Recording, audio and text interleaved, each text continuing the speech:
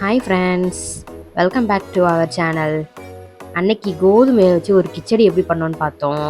இன்னைக்கு அதே கோதுமையை வச்சு ஒரு கோதுமை இடியாப்பம் செய்ய போகிறோம். அதை எப்படி செய்யறதுன்னு பார்க்கலாம் வாங்க. இப்போ ஸ்டவ் ஆன் பண்ணிக்கோங்க.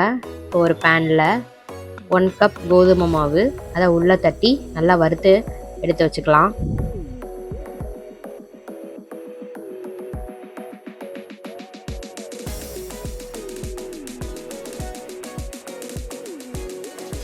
இப்போ பாருங்கள், கோதுமை நல்லா சூப்பர் வாசனை வருது.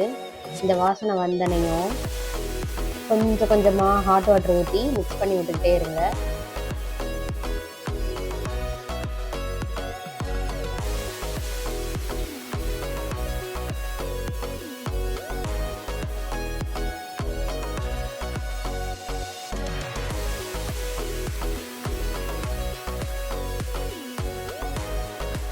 இப்போ பாருங்கள், இந்த சப்பாத்தி மாவு கன்சிஸ்டன்சி லெவலுக்கு இதே மாதிரி உருட்டி எடுத்து வச்சுக்கோங்க. நல்லா மாவு நீங்கள் தொட்டு பார்த்தாலே நல்லா சாஃப்டாக இருக்கும். லைட்டாக கையில் ஒட்டுச்சுன்னா லைட்டாக ஆயில் அப்ளை பண்ணிக்கோங்க. கையில் அப்ளை பண்ணிவிட்டு இந்த மாதிரி மாவு மாதிரி உருட்டி வச்சுக்கோங்க. இப்போது மாவு ரெடியாக இருக்குது. இப்போது இடியாப்பம் புளியறதுல இடியாப்பம் மாவை உள்ளே போட்டு இடியாப்பம் புளிய ஸ்டார்ட் பண்ணிடலாம்.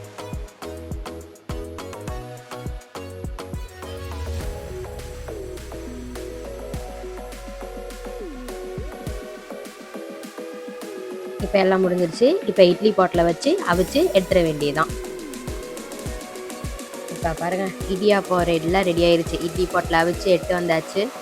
சுட சுட இடியாப்பம் ரெடி ஆயிடுச்சு. இப்போ பிளேட்டில் மாற்றி எல்லாருக்கும் சர்வ் பண்ண வேண்டியதுதான். பாருங்கள் இவ்வளோ சூப்பராக வந்துருக்குன்ட்டு. குட்டி குட்டி மினி மினி இடியாப்பம்ஸ்.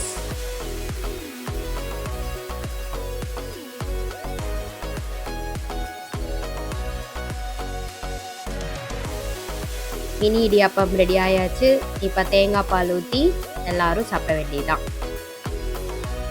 சூப்பரான டேஸ்டியான ஹெல்த்தியான கோதுமை இடியாப்பம் ரெடி